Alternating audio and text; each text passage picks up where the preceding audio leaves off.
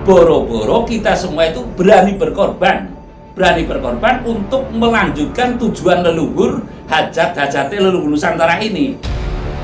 Kamu anak cucu Nusantara bukan? Gitu loh. Sejauh mana? Ngerti apa kowe cara tembung Banyumasane? Tahu apa kamu akan kejadian masa lampau? Betapa berat leluhurmu dalam membuat talas, dalam membuat jalan, dalam membuat sawah, kamu tinggal menguruk, enak-enak. Salam mulia, Mbah. Salam mulia. Terkait akhir tahun 2021 ini, Mbah. Setelah rentetan peristiwa panjang pandemi, puncak pandemi, lalu fenomena alam, ada banjir, ada puting beliung, ada kemarin terakhir Gunung Semeru yang meletus begitu. Sebagian orang mengkaitkannya juga itu dengan Sabdo Palon Nagih Janji, seperti yang sering panjenengan uraikan dalam beberapa video begitu. Nah, lalu pertanyaan saya, di akhir tahun 2021 ini, adakah pesan dari beliau Eyang Sabdo Palon yang bisa kita istilahnya itu ugemi untuk langkah-langkah dalam tahun 2022 esok itu, Mbak? Monggo, Mbah, dipun wedharaken. Matur nembah nuwun. Salam mulia. Salam mulia. Tapi ulo salam mulia atur bagya wis muga Nusantara. Wong wilahing Jatinegara hajat-hajate leluhur Nusantara tapi uluk salamum ya. Niki kula mboten ramal nggih, mboten. Tapi saya karena saya perjalanan memang mendekat, berupaya untuk dekat dan memantau kondisi Nusantara yang makin hari makin kurang menentu ya, bukan tidak menentu, kurang menentu. Kalau sudah kurang menentu akhirnya kan tidak menentu nantinya kan seperti itu loh. Jadi saya memandang bahwasanya urusan dzikir saja untuk mengatasi segala sesuatu tentunya tidak bisa, tentu diperlukan urusan batin. Urusan batin itu batin juga nggak kelihatan, tentunya kaitannya dengan yang tidak kelihatan.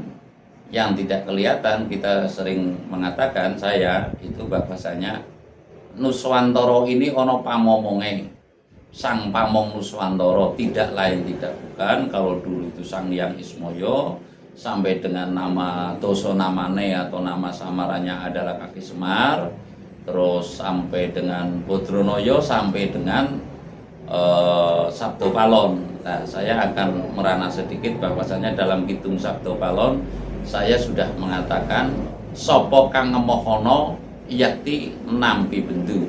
Yang termaksud di sini saya juga mengatakan bahwasanya bukan saya sok tahu, bukan saya tapi saya pernah mengatakan pada awal tahun 2021 yang bahwasanya zaman Saringan itu diawali dari Gunung Semeru meletus secara tiba-tiba. Ya banyak yang menyangka tidak tiba-tiba itu ya monggo-monggo saja, tapi pada waktu itu niscaya tidak ada dugaan sama sekali sampai akan sebesar itu, yang sampai lahar menghancurkan jembatan Geladak Perak itu kan. Niscaya baru kali ini yang sampai dengan menumbangkan jembatan Geladak Perak, di mana jembatan Geladak Perak adalah satu-satunya akses untuk menuju Lumajang ke Malang ya. Kan satu-satunya itu jembatan itu penghubung Lumajang dan Kabupaten Malang. Jadi ini patut, mestinya kita menghayat secara seksama, harus menghikmah secara seksama atas kejadian ini. Lalu saya mengatakan bahwasanya akan adanya zaman saringan yang terkait sopo kang ngemohono yakti nampi bendu. Artinya Sabdo Palon ini sudah menggugah, tidak mau, dan lalu sekarang akan mengubah. Artinya tindakan tegas Sabdo Palon ini dalam rangka menegakkan apa yang menjadi hajat-hajat leluhur Nusantara, yaitu tumekaning tatanan zaman adil, ya, sing sugih ora mameri, sing melarat ora pada iri. Artinya di situ rasa rumangsa timbul kembali secara seksama, berat sama dipikul, ringan sama dijinjing, tidak mencerca diri sendiri, tidak mencerca bangsa sendiri, dan yang paling pokok tidak menggubah dari pendirian menungso dulu marang prikamanungsane, orang deleng suku lan agamane lan rase dan sebagainya, begitu. Artinya pandangan konsep hidup itu adalah semata-mata nuhoni kepada hajat leluhur Nusantara, tumekaning pranatan zaman adil. Lalu saya mengatakan yang bahwasanya sapa kang ngemohono yakti nampi bendu. Artinya cenderung dari zaman ke zaman yang namanya budaya adiluhung itu dipandang masih kurang tepat. Padahal leluhur mendambakan ini loh, budaya adiluhung adalah kelak yang bisa menjadi puncak dan pusat peradaban dunia.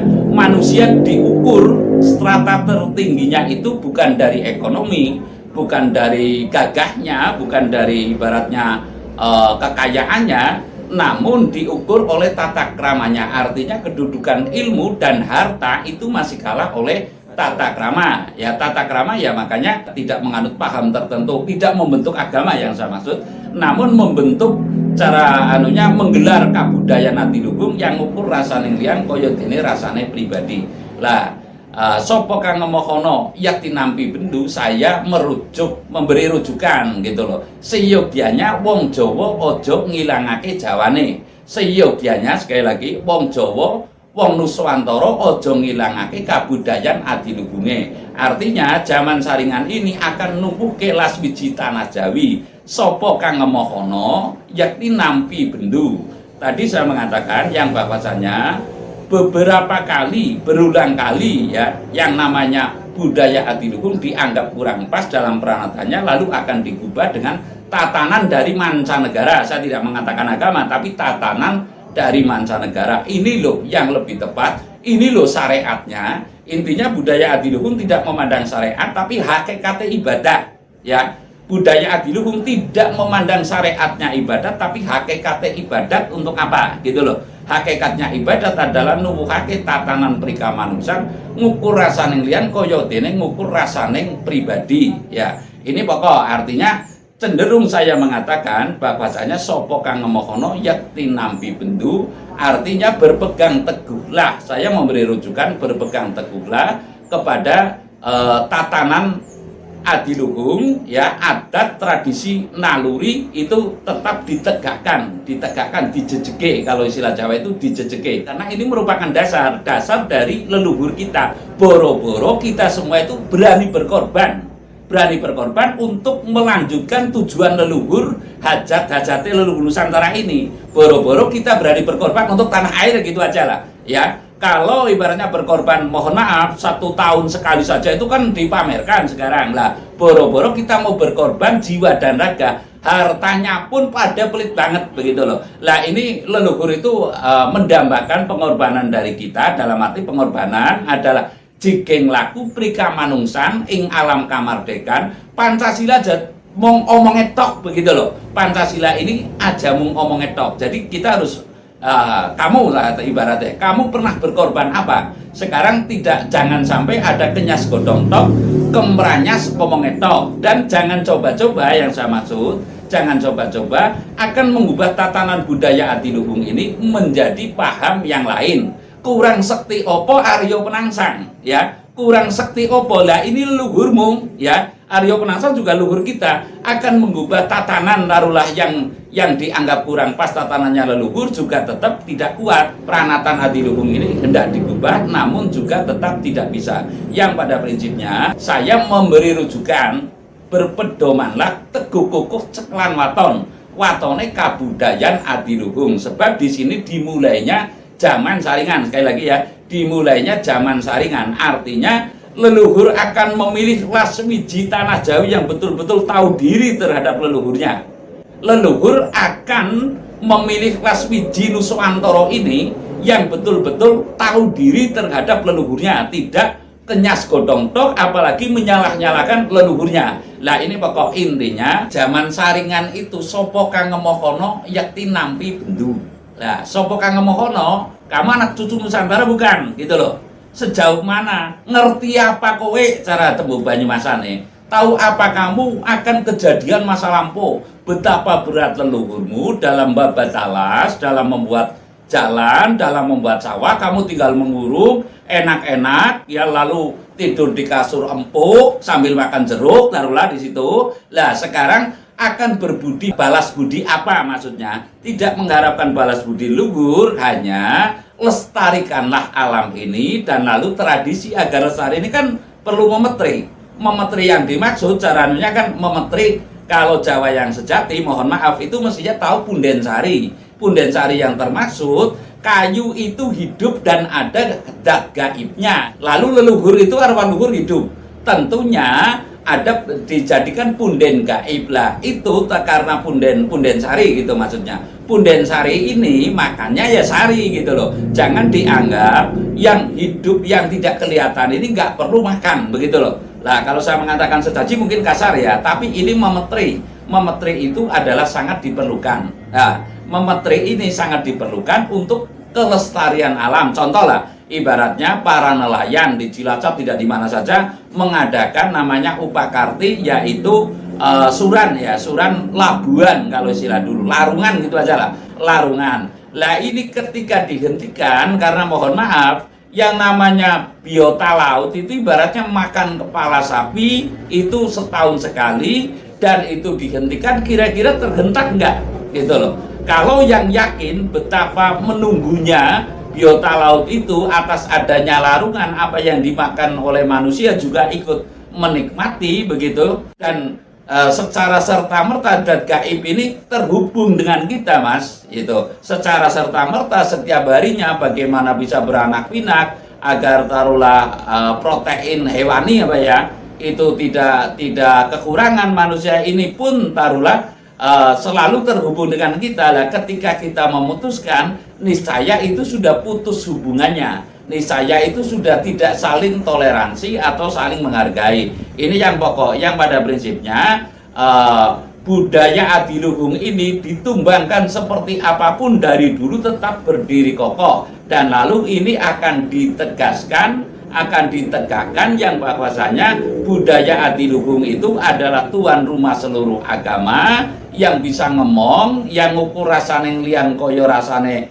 diri pribadi, yang tontonan juga tetap harus bisa menjadi tuntunan, tidak seperti sekarang tontonan bebas taruhlah, walaupun mohon maaf ada undang-undang apapun ya tetap tontonan itu ya semau gue. Contoh banyak sekarang tontonan yang orang tua berkelahi di depan anak, itu yang kalau saya mengatakan sinetron kasar ya terlalu itu, tapi ini yang tontonan yang tidak bisa memberikan suri tolada, berbeda dengan mohon maaf sekasar apapun wayang tetap tembangnya itu memberikan suri tolada terhadap generasi muda gitu loh. Jadi yang pada prinsipnya zaman saringan itu, saya mengatakan sekali lagi, zaman saringan itu adalah tegaknya budaya adiluhung ya, tegaknya budaya adiluhung atau Pancasila gitu aja lah. Intinya tegaknya Pancasila di bumi Bhinneka Tunggal Ika ini, dan lalu siapa yang akan menampik niscaya nampak bendu ya. Bendu ya kalau kita kan nggak mengenal mohon maaf ya, tidak ada cerita neraka karena dianggap pamali dan mendahului kersaning Gusti. Tapi yang namanya kesiku, kewalat, kebendu ini adalah salokare tembung yang monggo dicerna sendiri. Yang jelas dalam zaman saringan ini sopo kang ngemohono yakti nampi bendu, dan saya mengatakan pesan Sabdo Palon ini kurang lebihnya akhir tahun 2021 dan dalam 2022 niscaya akan ditegakkannya budaya adiluhung. Sopo kang ngemohono yakti nampi bendu, ora ndeleng sanak kadang wong gagah wong ayu wong tua wong nom, sing sekiranya yang sekiranya membantah dengan pesan-pesan leluhur ini atau tabiat leluhur ini, niscaya mohon maaf tidak menjadi laswiji tanah Jawi. Saya rasa demikian, terima kasih.